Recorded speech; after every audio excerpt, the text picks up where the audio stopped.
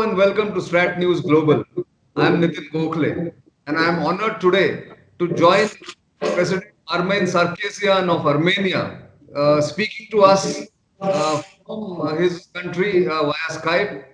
And we are honored, sir, that you've agreed to speak to us given the kind of situation the globe is in today because of the pandemic.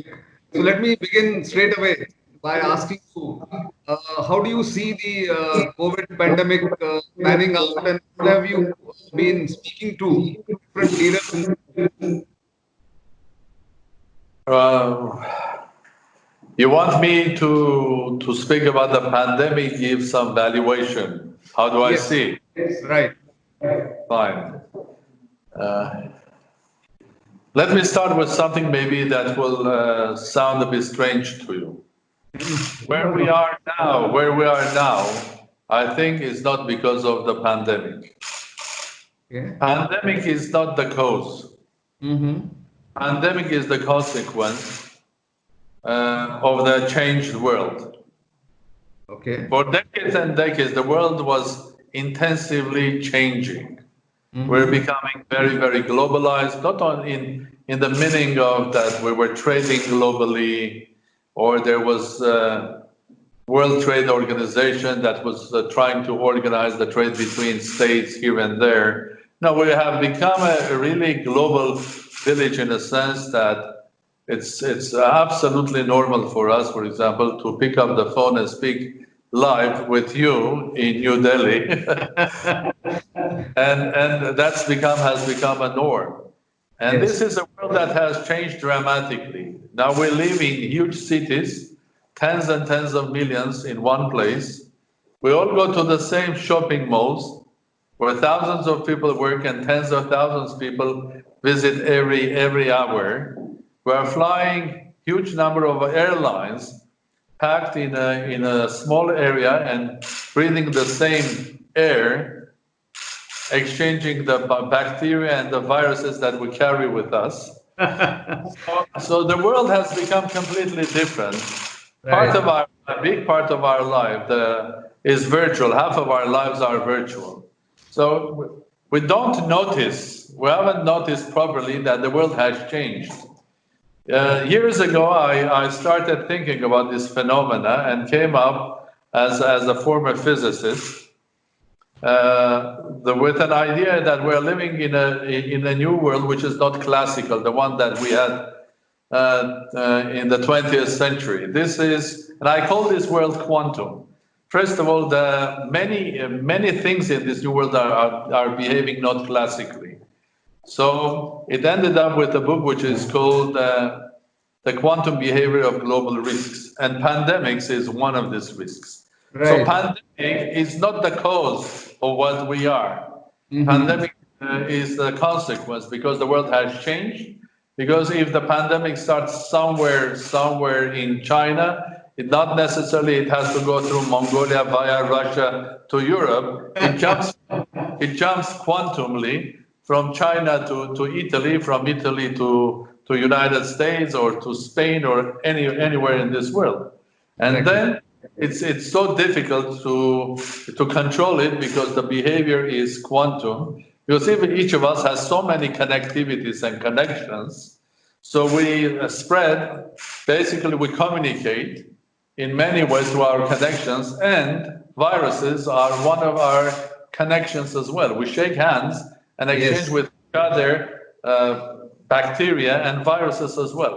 So this is highly speedy, congested world, which is moving very fast, and a lot of events here are behaving quantumly. And this is not only the pandemic. Look what happens with the stock exchanges. Just emotional information, it goes dramatically down. What happens with the reactions of many governments? At, I think unthinkable numbers and unthinkable amounts are thrown into the market. What happens to many things here? So my message to you is that in this world, pandemic, this one, is not the cause of the big chaos that we are facing. It's just a consequence that humanity has not realized that we live in a completely different world, in a Right. quantum world. And this virus is another virus. I think either we will overcome it, hopefully soon. Well, in any case, the best doctor is our body and our immune system that is creating antibodies against this virus. But it Right. doesn't necessarily mean that there will be no viruses, no other viruses coming tomorrow. I agree. But so what do you see? What do you see the solution going forward? What do nations do, or what they have to do going forward in the coming months and years? Well, what we have to do is, first of all, we are doing. Each of us is doing something. We are doing all different. So we have a big spectrum of how to behave. From the Yes. ones that are giving good results, there are countries that the pandemic is very, very limited, controlled. There are countries where it has become a big disaster. Even, and it doesn't matter where. Are you in Europe or not? Take European countries like Italy or Spain or even Britain. I think you Yeah. have huge difficulties in those countries. So what Right. is happening? I look at this as if we humans are going through tests. So pandemic is a test. Right. First, remember, it's not the cause, it's the consequence. And Correct. second, it's a test, and it's a test for everybody. It's a test for humanity. How, I think we as humans, the global nation, apparently was not prepared for a simple virus pandemic. And we have not spent enough time, enough money, enough science in order to find solutions. It's a test for individual states. How do they behave? There are states that they were doing logical things. There are the ones that were doing something else and were not successful. So it's a test. It's a test for international organizations, starting from WHO and going up to even big states like United States. Different states are behaving differently. So it's a test. It's a test to European Union.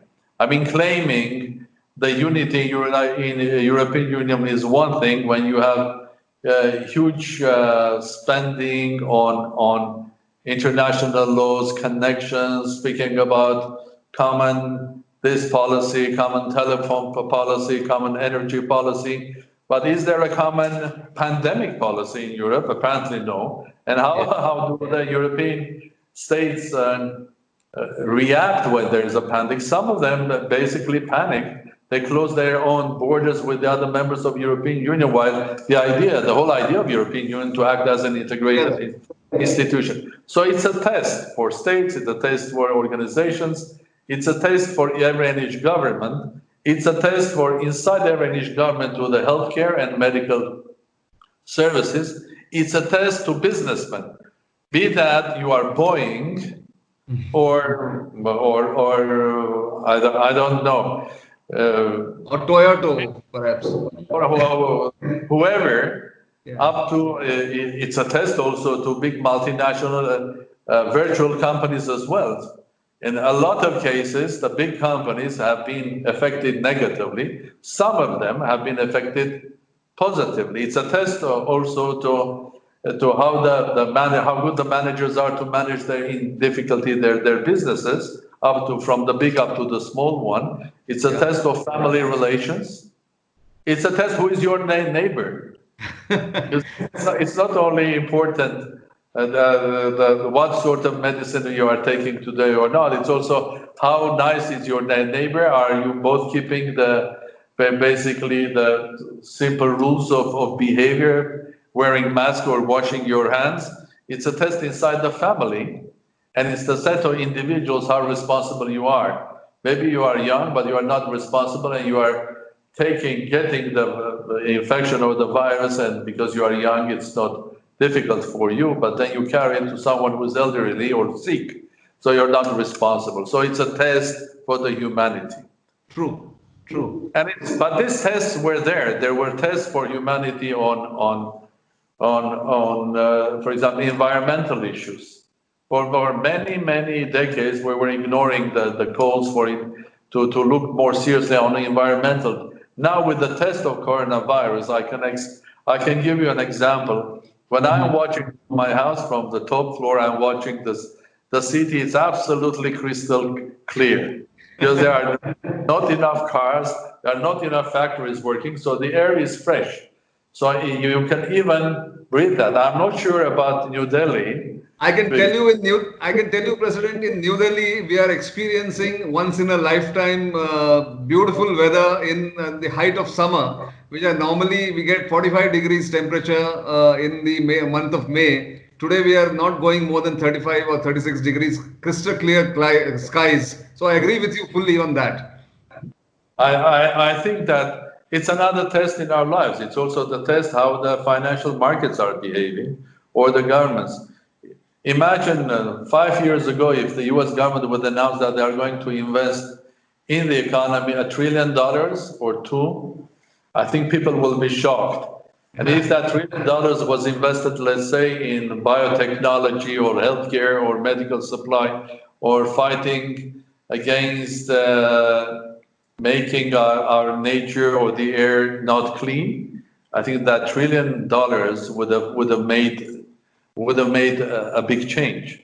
So it's a test. What's this coronavirus? I agree. But let me ask you more about your theory of quantum politics, because you are somebody who's watched it and you've spoken quite extensively about it. Explain to our viewers a little bit, what do you mean by quantum politics, and what is the future for quantum politics? Well, quantum politics is just an idea, an idea that has I've been trying to make it a theory. Well, why? Because I'm a physicist, and I was a theoretical physicist that was operating with quantum mechanics and theoretical physics, and basically dealing with big objects like stars and so on and so forth. When I started very young doing that, one of my favorite scientists was Professor Chandrasekhar, Ah, Nobel Prize winner. yes. So, and the idea is that if I simplify, because I don't want to make this a course of theoretical physics with you, and how the ideas of quantum mechanics can work in social life, in politics. To make it simple, first of all, the life that we live now is not the one that was there 50 years ago. Correct. It's fast because of the technology. We are interconnected with we're interlinked, and many things, their behaviors are not classical at all. And many things, what is happening in our lives, it's difficult to explain. Yeah. And many things are changing, and they look a bit odd. So was the case 100 years ago when physics was still classical, and people couldn't explain new phenomena that was happening with small particles or a big crowd of small particles like elementary particles, plasmas. They didn't know how to explain effects until they realized that the normal classical logic no longer works. You see, it was confusion. Like there's a lot of a confusion of political theory and understanding what's happening in this crazy world. Until people started understanding, and geniuses like Albert Einstein, Max Planck, and others understanding that the ordinary logic, the classical logic that you were using in classical physics doesn't work. I think that small elementary particle has many connections, and I think that it doesn't move according to classical physics. For example, if you try to fix his position, then you will have a probability of him being everywhere. If you want to try to fix his velocity, then you will find out that he can be everywhere, anywhere. So you're thinking more about the probability of the event because of the interconnection and interlink and so on. The same is happening with our world. Let's imagine you look at the world where live 10 billion people. Okay? Each of us is a particle with a lot of features and a lot of features and connectivities. We interact, starting from this interaction, coming up with exchanging with viruses, okay? And this interaction in many ways is not classical because this goes through with the speed of light. Right. We are becoming more and more quantum objects, and our behavior alone or in a group cannot be described through classical means of logic, classical theories of politics. So you have to look at to find the new rules to explain what is happening. Yes. Just a simple question. You go back 50 years ago, or 60 years ago, or 70 years ago, people were shocked when the first president, starting from United States, starting to talk to their people on radio. In Europe, in UK, in France, in America, in Soviet Union, and so on. Then the first president speaking on television. Okay? Now, how do presidents communicate with people? Twitter. Absolutely. So they are on the spot, real time, very quick. They don't need any network or something. In the tendencies in our politics where we see it, sometimes you don't need an ideology, you don't need institutions, you don't need even a political party to win elections. You can be an individual winning the election. Yeah. The moment you win elections, you are constantly in touch with your electorate. Right. Because of this Twitter. So you know what they think daily. Do they like you or you hate you? So now you have to redefine what is democracy in this new quantum world. It's not that the democracy, electoral democracy, years ago when you were elected as a politician for 5 years, so you're going twice to your villages and meeting people, explaining to them what you are doing, and going back to New Delhi, to Washington, to London or to Paris, running your business. No, it's daily connection, and basically people react daily as well. So, plus, another feature of this quantum world, politics and entertainment were always close to each other. Go back to ancient Egypt, go back to your history, go back to ancient Rome, the gladiators, the emperors. Now it's even closer and closer. I mean, a part of politics has become entertainment, Right. and some great entertainers have become great politicians. I can give you many, but on the surface of the idea, Right. the basic idea is that this is a completely different world, and we have to rethink many of our values, many of our the way we exercise logic, because all the old theories and logic and approaches, they don't work. Because if we'll continue using it, we'll fail. We will not predict the next pandemic, will not basically run properly what's happening, and we will have in many places sort of mutations of real human values or institutional values or democracy. Fascinating, because I am a student of physics. I graduated in physics, coincidentally.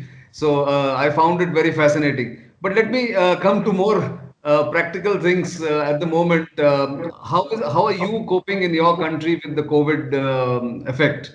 Is there something that you've done differently, or have you seen countries like India doing something which can be emulated elsewhere? What's your sense? Well, yes, you were saying, please. No, that's all. It was just an echo. Okay. First of all, I do value, as I said, all of us and each of us were going through a test. And if you look at this test from the point of view of scientific research, the more tests we have, the better. So we'll try to understand. Although the basics of this test are the same. I think there is a pandemic that goes up the curve, reaches the maximum, and then comes back.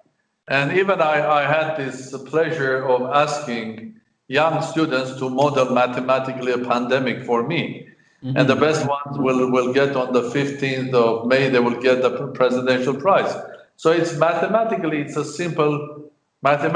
quite a simple thing if you don't go into detail. Right. Everybody is going to go through this curve because there is only one cure, it's our immunity. Because whoever has got it and survived will not get it twice because there's an antibody in your body and that will recover. And because there is an old cure, there's no medicine today or a vaccine, but there's an old one, isolation. Right. 2000 years ago, people were doing the same thing.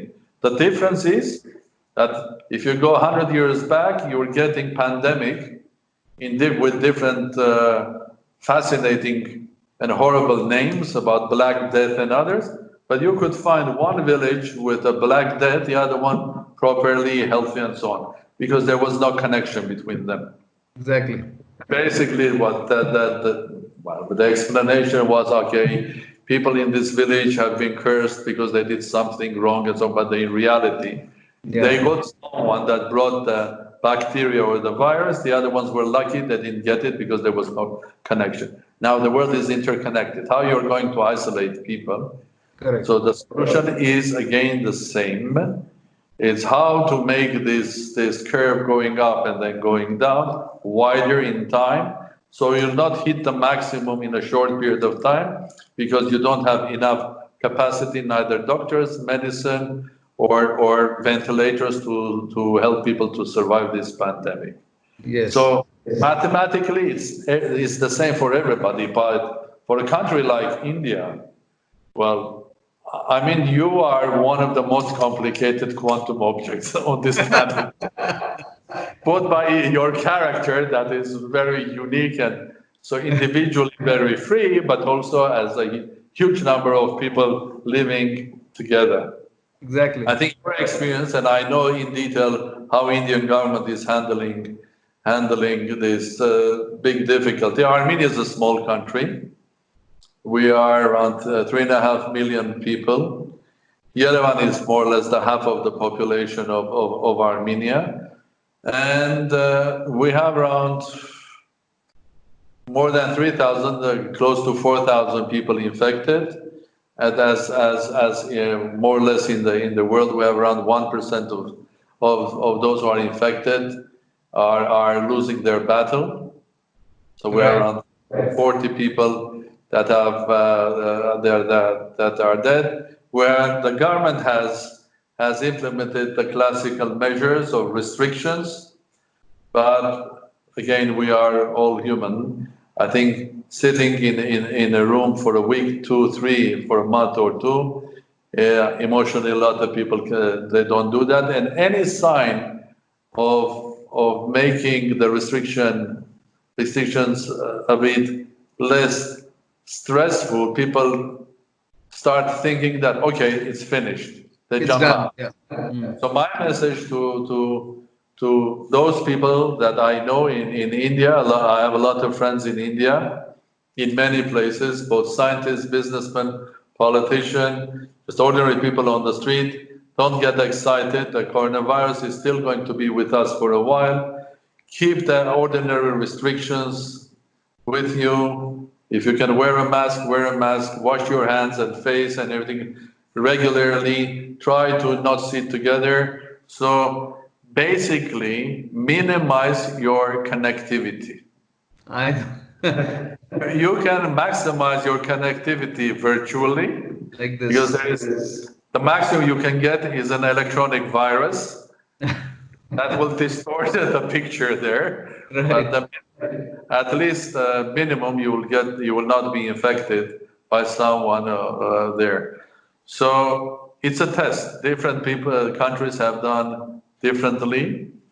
We will have to accumulate this because unfortunately, as I told initially, this is the virus, COVID is not a very unique virus, and it's not the worst virus in the world. It's a very bad one, but we have seen the worst, and there will be others coming. Right. So I think if we learn our lessons, if we will come to the right conclusion from all of these tests, from political, financial, up to individual tests, then probably we can say that COVID was the cold shower that helped us to understand that we are living in a different world. And that will Very well put. Mr. President, before I let you go, one final question. You've been in office for exactly 2 years and 1 month, if I remember correctly, if I get that correctly.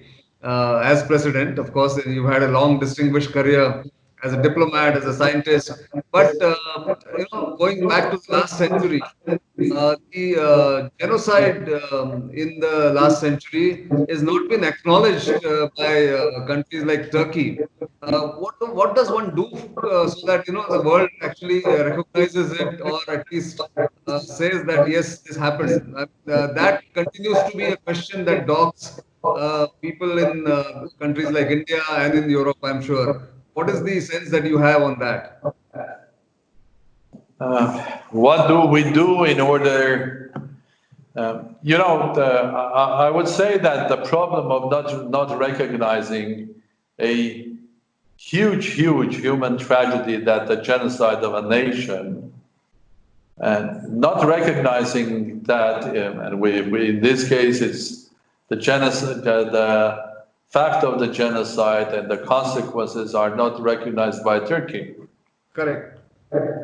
Turkey is a republic now, and the events of genocide happened at the end of the Ottoman Empire, organized by Young Turks and not this government of Turkey.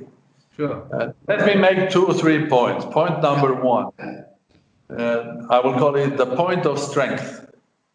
I mean, you recognize your mistakes if you are strong. If you are strong enough, you are not afraid of saying, yes, I did wrong, and I'm sorry. And that doesn't put you in a weak place, that puts you in a strong place. Point number two, I would call it truth and justice. When 1.5 million people have died or perished from a huge territory of former Ottoman Empire, later Turkey, they were there. And they were there for thousands of years. Armenians are not newcomers. We didn't come from other places of this planet. We were always here for several thousands of years, always. And where did these people perish? So what about their culture? What about the thousands of churches they left behind them? Thousands of towers of castles, thousands of cultural centers, huge literature, and so on and so on. Where these people perished? So there is that important point of truth and justice as well. Now, what should I do in order to tell Turks to recognize? Nothing. I think there is the history, and the world has recognized it. And I think if Turkey one day, the Turkish government, and of course through the government it will go to the people, they will recognize the Armenian genocide. First of all, it will be good for the people of Turkey and the state of Turkey. Because if you want to join specific values or specific culture, if you want to, for example, Turkey wanted to join European Union, but one of the big European values that is keeping Europe together today is tolerance. Yes. Otherwise, can you imagine what would happen today between England and France? These guys were fighting for hundreds of years, or France and Germany. So recognizing the history and basically going forward, tolerating other people, tolerance is very important. And it's very important because when some people ask me, I sometimes give examples of tolerance in India. I mean, when you have that, more than 1 billion people living so compactly, if you don't tolerate other people's values, maybe it's related to your religions that you're exercising there, maybe it's connected to your history. But what I have seen in India, of my many visits as a free man, first of all, is amazing and fascinating. The way you exercise in a country like India democracy, which is one of the most successful democracies in the world because of the size of democracy. And the diversity that we have. Armenians, and when I look at the genocide of Armenians in 1915, we lost 1.5 million people. if you make a simple mathematical calculation, that would mean that if you take our worldwide Armenians that are around 10, 12 million, 3.5 in Armenia and then worldwide, probably would have been now 20, 25 Armenians. So this is not a loss of lives of 1.5 million. Also, it's a loss of of a generation of people who are unborn today. Now, we were always in Armenia, but we were always people on the crossroad that were carrying many cultures, information, and traders. We were in India, 1,000 years ago or 2,000 years ago. My son's name is Vartan, and which is my father's name, but the real name comes from Saint Vartan, that takes us back probably around 1,500 years or more. And Saint Vartan Mamikonian family were Armenian family of nobility that 100 years ago moved to India, and some of them to China, lived in India, and then came back. So Armenians were always connected with others in culture. And Saint Vartan was the leader of Armenian army that lost his life in a battle against Persians. These Armenians were the first Christian state, and they were fighting against Persian Empire. And the name Vartan became a national name. But you know where is the origin of this name? It comes from Sanskrit. It's Vardhan, God's given. Okay. Our relations is not only the Armenian communities in Madras or in Bombay or many places in India, but it goes back thousands of years, and we carry a lot of Indian names, Indian ideas and philosophy, and so on and so forth. Right. Yes, Armenians were on the crossroads of civilization. We were the first Christian state in the world. We suffered for what we believed. We suffered hardly, but I think that makes also our nation a strong nation, a nation of survivors.